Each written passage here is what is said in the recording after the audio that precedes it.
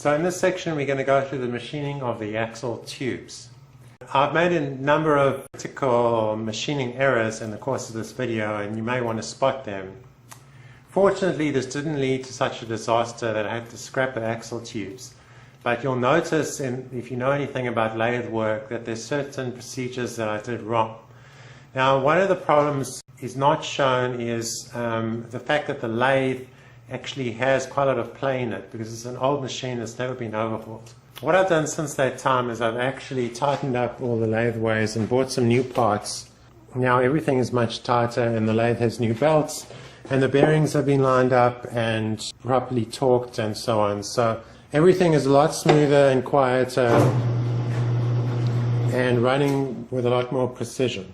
So that wasn't done before I machined the axle tubes, and this is why there's quite a lot of inaccuracies in it. But they're good enough, and with some weld work they should go together nicely. Enjoy this episode.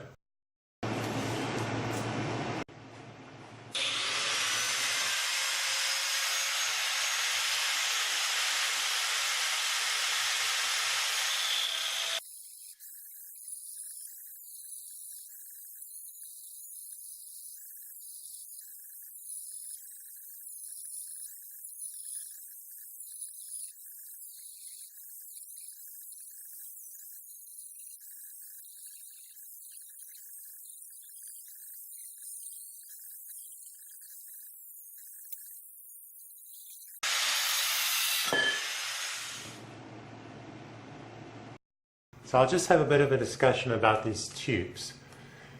Drawn over mandrel tubes for axles are a special kind of manufacturing process that produces an almost seamless tube. The tube that we used in a machinery application as opposed to a pure structural application and in a machinery application very high tolerances are required. So you will see that this tube is perfectly straight and perfectly round, and the inside is perfectly round. And these are known as DOM tubings, drawn over mandrel tubings. The problem with drawn over mandrel tubings is that the tolerances are not precise because the dies through which the steel is pressed wear over time.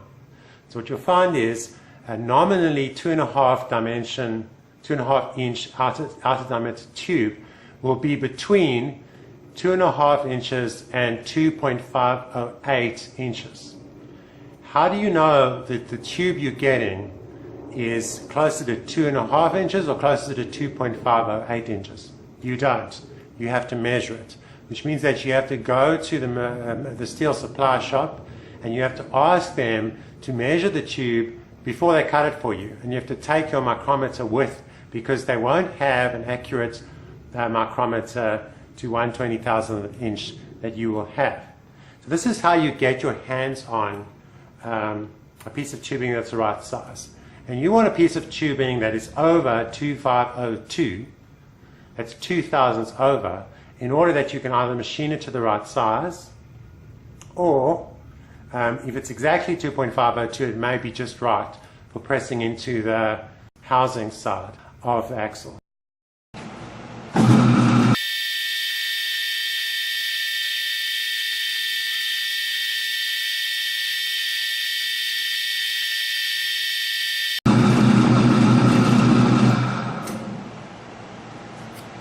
Okay, so it seems that you can't get the shaft straight because I don't think the bearings are perfectly in line with the bed. So you can get this so that within the area that you're machining, you've got less than 1/1000th of an inch run out, which is good enough. But there's no way you're going to machine down the whole length of this and expect it to be 1/1000th all the way through. So that's as good as it gets. And it may be because of the height and not the travel laterally, I don't know, but something's not quite right. So when I tried to line this up perfectly straight, it was doing this inside the chuck, and it was managing to work its way out, but now it seems to be stuck in the chuck and not moving at all, which is great. And I've got a beautifully smooth face off here, which I'm quite pleased about. This is going to be one of the ends, I haven't decided which, and I'm going to have to machine this inside part, which is where the seal fits, and you can see there's a particular profile inside there, which I'm going to have to measure, and it's quite a lot of material. Now I'll also point out that one of the difficulties with finding a tube was that I wanted 3/8 of an inch thickness, which is thicker than this, and you'll see there's a substantial difference in the thickness.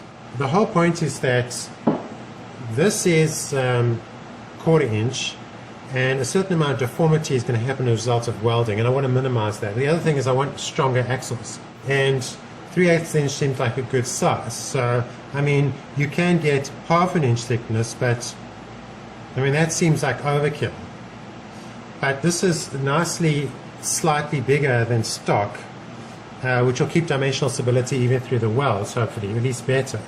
Of course, there is a difference in the press, because obviously, because this material is bigger, the press is a lot tighter. And this is why I'm going for a minimal clearance when I shrink this to the C-clip, the C bracket and the housing. But there you go, 3/8 of an inch drawn over mandrel tubes, now nicely faced off, and now I can start machining one of these profiles. I'm going to actually machine a little bit off on the C side as well, because it's going to look quite awkward when you look in there and you see such a thick thing. So I'm probably going to make a little bit of a rounding off, but other than that, I'm going to keep exactly to what the original specifications were, which is basically measuring this female side for the seal. So I think I have this dialed in the way I want, and I'm just going to see now if it can actually take a cut. So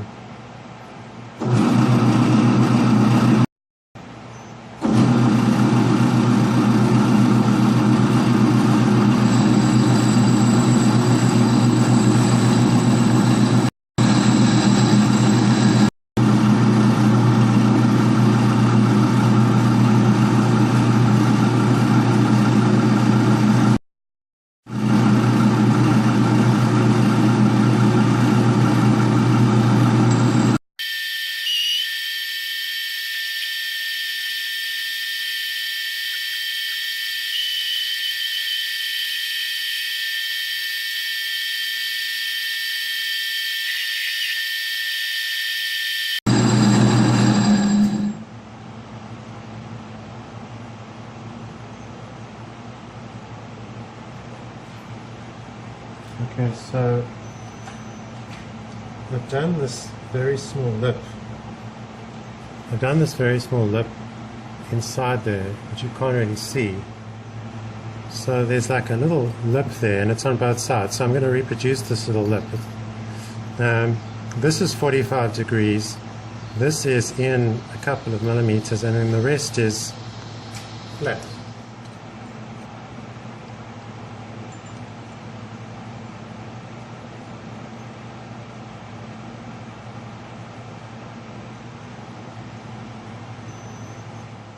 So it looks like I have to take out 10 thousandths. So the depth of this is 0.6.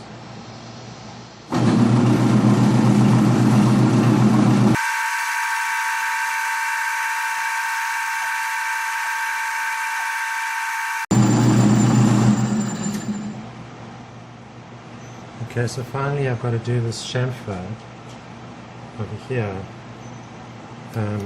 which looks quite easy.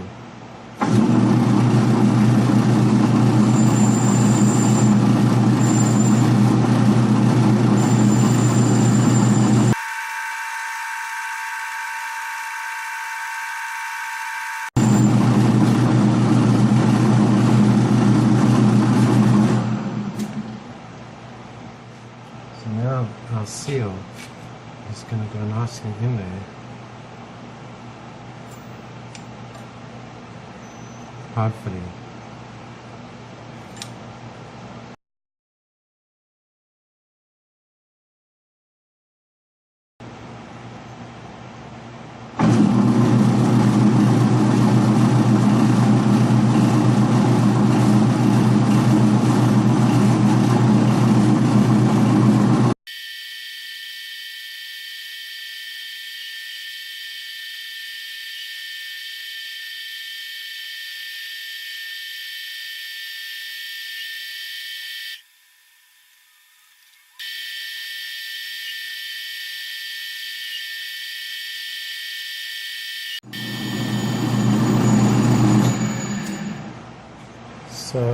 that concludes the inside.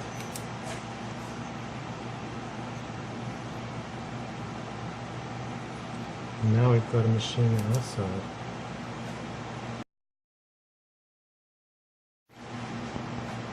So we're now going to do the critical cut, which is the outside, and we've got to cut it to 2.501 or between 2.501 and 2.502, and I'm going to go perhaps for 2.515, which is a very difficult dimension to reach exactly. I mean, we're really looking in the ranges of 2 microns. So if I measure this,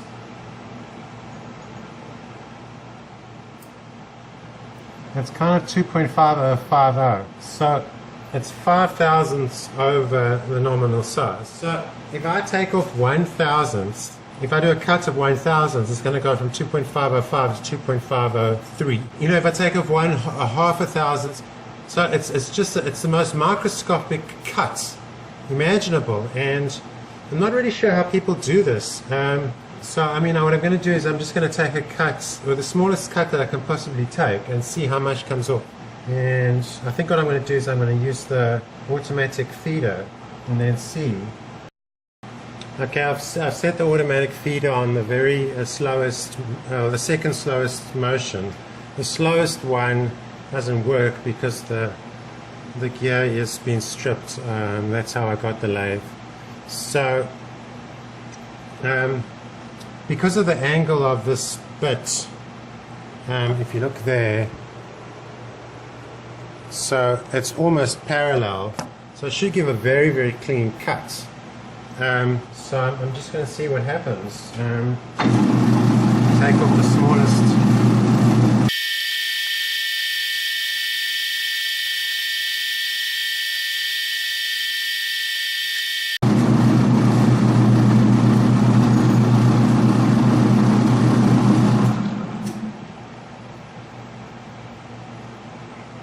So what's happening here is it's not actually cutting.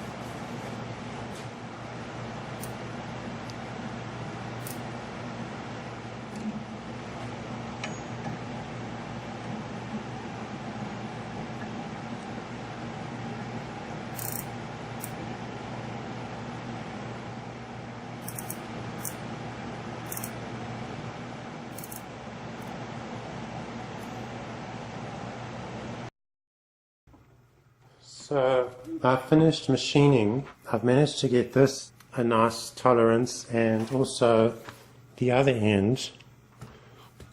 I put a chamfer over here so that this part is it's a 1/4 inch there, so it has the appearance of being a regular axle tube, even though it's actually thicker. The only thing to do now is to test that the seal fits. So I'm going to test that. Now I should say that my lathe isn't accurate enough to easily take off amounts as small as 1/2 thousandth to get the right thickness here, and this is actually too thin over here. It's the right thickness over here, but over here it's too thin. It's about 0 clearance over here, and it's about 1 thousandth over here. So the 1 thousandth is good. The 0 is not good enough for a press fit. So I am going to have to weld around here to make sure this is perfectly strong. This end, I've got 1 or 2 thousandths. It's also not completely parallel, which is a problem. Now, I don't think that matters because I am going to have reinforced brackets, or there's a C bracket reinforcement kit that I'm going to weld on here, and that should make this plenty strong. You don't want this thing to crack and come apart when you're on the highway. So it's very easy to test the fitment of the seal. I'll just do that. Here's an old seal. I'll put it in. And what seems to fit is this 36mm socket. And then you just hit it.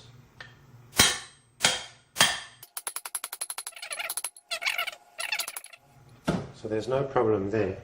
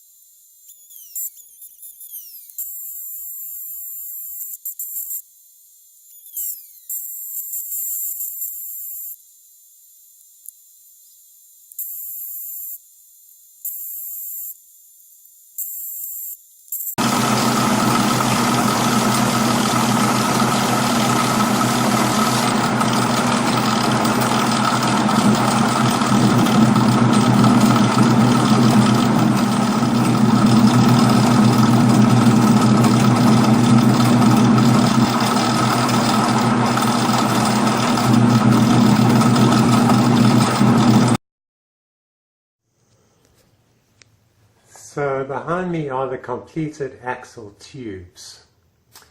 In machining these I made some errors, which is a problem but not such a problem. I'll just explain the errors that I made. So this is machined too small on this portion. For some reason when the bit traveled across, it actually bit in an extra thousandth over here. So this is only just